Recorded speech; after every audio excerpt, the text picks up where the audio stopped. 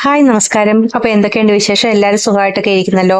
ഞാൻ എന്തേന്നറിയോ, ഒരാഴ്ചത്തേക്ക് ഉണ്ടാക്കി വെക്കാൻ പറ്റിയ 2-3 കറികൾ ഉണ്ടാക്കി വെക്കാന്ന് വിചാരിച്ചു. ചമ്മന്തി ഒരാഴ്ച ഇരുന്നില്ലേലും ബാക്കിയൊക്കെ ഇരിക്കും കേട്ടോ. അപ്പൊ പിന്നെ നമുക്ക് ചോറ് കഴിക്കാൻ എളുപ്പമുണ്ടല്ലോ. അപ്പോൾ ആദ്യം ഞാൻ ഇഞ്ചിക്കറിയാണ് ഉണ്ടാക്കാന്ന് വിചാരിച്ചത്. ഞാനിങ്ങനെ നിന്ന് തേങ്ങ തിരുമ്മാൻ എനിക്ക് കുറച്ച് ബുദ്ധിമുട്ടുള്ളതുകൊണ്ട് ഞാനിങ്ങനെ തേങ്ങ ഇതുപോലെ പീസാക്കി എടുത്തിട്ട് മിക്സിയിലിട്ട് പൊടിച്ചെടുക്കാറാണ്. അപ്പോൾ നമുക്ക് ഇഞ്ചിക്കറി ഉണ്ടാക്കാനായിട്ട് ഞാനിവിടെ ഇഞ്ചി ഇതുപോലെ എടുത്തു വെച്ചിട്ടുണ്ട്. 2-3 കഷ്ണം ഇഞ്ചി എടുത്തിട്ടുണ്ട്. അത് തോലൊക്കെ കളഞ്ഞ് വൃത്തിയാക്കി ഒന്ന് കൊത്തി അരിഞ്ഞു വെച്ചിട്ടുണ്ട് കേട്ടോ. ഇതേപോലെ ഞാൻ മിക്സിയിലിട്ട് തേങ്ങ ഇതേപോലെ ഒന്ന് പൊടിച്ചെടുത്തിട്ടുണ്ട്. അതിലേക്ക് ഞാൻ ഈ ഉള്ളിയും കൂടെ ഒന്ന് ഇടുന്നുണ്ട്. ഒരു പാൻ എടുത്ത് വെച്ച് കുറച്ച് എണ്ണ ഒഴിച്ച ശേഷം നമ്മൾ അരിഞ്ഞു വെച്ചിരിക്കുന്ന പൊടിയായിട്ട് അരിയണം കേട്ടോ. ഇഞ്ചി കൊത്തി അരിയണം. ആ ഇഞ്ചി ഉണ്ടല്ലോ ഇട്ടിട്ട് നന്നായിട്ടൊന്ന് വറുത്തെടുക്കുക. ഇതേപോലെ നോൺ സ്റ്റിക്ക് പാനിലാകുമ്പോൾ അധികം എണ്ണ വേണ്ട. അതുപോലെ തന്നെ ഈ ഇഞ്ചി തീയലാകുമ്പോൾ അധികം എണ്ണ വേണ്ട. ഇഞ്ചി കറിയൊക്കെ ആകുമ്പോൾ ഒത്തിരി, ഞങ്ങളുടെ നാട്ടിലെ ഇഞ്ചി കറിക്ക് ഒരുപാട് എണ്ണയൊക്കെ വേണ്ടി വരും. അപ്പോൾ ഇത് അധികം ഓയിലും വേണ്ട.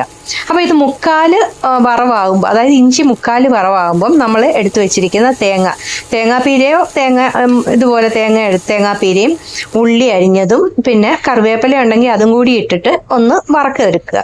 ഇത് നല്ല ബ്രൗൺ കളർ ആകുമ്പം ജീരകപ്പൊടി, ഉലുവാപ്പൊടി, കുറച്ച് മുളക് പൊടി, ഒരുപാട് മുളക് പൊടി വേണ്ട, നമ്മൾ ഇഞ്ചിക്ക് നല്ല എരി ഉണ്ടാവുമല്ലോ. എന്നിട്ട് 1 ടീസ്പൂണോളം മല്ലിപ്പൊടിയും കൂടി ഇട്ടിട്ട് ഒന്നും കൂടി ഒന്ന് വറക്കണം. നല്ല മണം വരുന്നവരെ വറക്കണം കേട്ടോ. നല്ല മണം വന്ന് കഴിയുമ്പോഴത്തേക്ക് കരിഞ്ഞു പോലെ കേട്ടോ, കരിഞ്ഞു പോരുത്, സൂക്ഷിച്ച് വറക്കണം. ഒന്ന് വറുത്താൽ മതി. അത് കഴിഞ്ഞിട്ട് തീ ഓഫ് ചെയ്തിട്ട് ഇതേപോലെ ഒന്ന് തണുക്കാൻ വെക്കുക. നന്നായിട്ട് തണുത്ത് കഴിയുമ്പോൾ നമുക്ക് മിക്സിക്കകത്തിട്ടിട്ട് ഒന്ന് പൊടിച്ചിട്ട് പിന്നെ വെള്ളം ഒഴിച്ച് അരച്ച് കഴിയുമ്പോൾ നമ്മൾ ഈ കല്ലിലരയ്ക്കും. തീയലിന് ഞങ്ങൾ കല്ലിലരയ്ക്കുന്നത് കേട്ടോ. അതുപോലെ ടേസ്റ്റ് വരും. നല്ല മഷി പോലെ അരയണം. എന്നിട്ടൊരു പാൻ എടുത്ത് വെച്ചിട്ട് അതിലേക്ക് എണ്ണ ഒഴിച്ചിട്ട് ഇതേപോലെ കടുക്, വറ്റൽമുളക്, കറിവേപ്പില ഒക്കെ ഇട്ടിട്ട് വറക്കാം. അതിൻ്റെ കൂട്ടത്തിൽ പച്ചമുളകും സവാളയുള്ളിയോ ചുമന്നുള്ളിയോ ഇട്ട് വേണേൽ വഴറ്റുകയും ചെയ്യട്ടോ. ഞാനതൊന്നും ചെയ്തിട്ടില്ല. എന്നിട്ട് ഈ അരപ്പുണ്ടല്ലോ, നമ്മൾ അരച്ച് വെച്ചിരിക്കുന്ന അരപ്പ് അതിലേക്ക് ഒഴിച്ചിട്ട് നന്നായിട്ടൊന്ന് മിക്സ് ചെയ്ത് കൊടുക്കുക. അതിലേക്ക് പുളി പിഴിഞ്ഞതും കൂടി ഒഴിക്കണം ചെറിയ തീയിൽ. എന്നിട്ട് നമുക്കിത് നന്നായിട്ടൊന്ന് തിളപ്പിച്ചെടുക്കാം. നല്ലപോലെ ഒന്ന് മിക്സ് ചെയ്ത് ചേർക്കാം. പുളിയും പിന്നെ ഈ അരപ്പും എല്ലാം കൂടി. ഞാൻ ഇതിനകത്തോട്ട് ഒട്ടും ഉപ്പിട്ടിട്ടില്ലായിരുന്നു. പാകത്തിന് ഉപ്പും കൂടി ചേർക്കാം. അതിനുശേഷം നല്ലപോലെ ഇളക്കി ചെറിയ തീയിൽ എണ്ണ വറ്റുന്നത് വരെ ഇതൊന്ന് തിളപ്പിച്ചെടുക്കണം. തിളപ്പിക്കുകയല്ല, അതായത് എണ്ണ മുകളിൽ തെളിയണം. അതാണ് തീയലിൻ്റെ കറക്റ്റ് കൺസിസ്റ്റൻസി. ആ പരുവം വരെ നമ്മൾ ചെറിയ തീയിൽ വെച്ചിട്ട് തിളപ്പിച്ച് വറ്റിച്ച് എടുക്കണം. മൺചട്ടിയിലാണെങ്കിൽ അടിപൊളിയായിരിക്കും കേട്ടോ.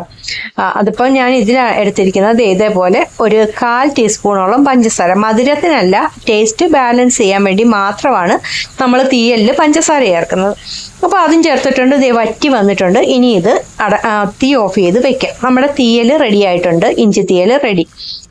ഇനി ഞാനൊരു ചമ്മന്തി കൂടി അരച്ച് വെക്കാമെന്ന് വിചാരിച്ചു. അതിനുവേണ്ടി വറ്റൽമുളക് എടുത്തിട്ടുണ്ട്. അതൊന്ന് ചുട്ടെടുക്കാം.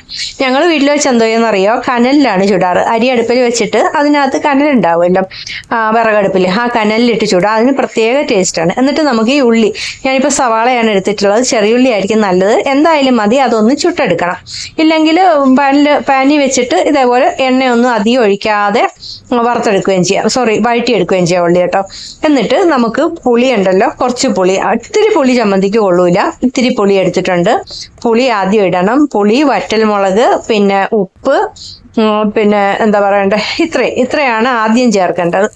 ആദ്യം ചേർത്തിട്ട് നന്നായിട്ടൊന്ന് എല്ലാം കൂടി ഉള്ളിയും ചേർത്ത് നല്ലപോലെ പേസ്റ്റായിട്ട് അരച്ചെടുത്തിട്ട് പിന്നെ തേങ്ങയും കൂടെ ഇട്ടിട്ട് അരച്ചെടുക്കുക. അരഞ്ഞു പോരുത്. ഇതേപോലെ ചമ്മന്തി അരച്ച് ഉരുട്ടി എടുത്ത് വെച്ചിട്ടുണ്ട്. അപ്പോൾ ചമ്മന്തി നമുക്ക് എടുത്ത് മാറ്റി വയ്ക്കാം.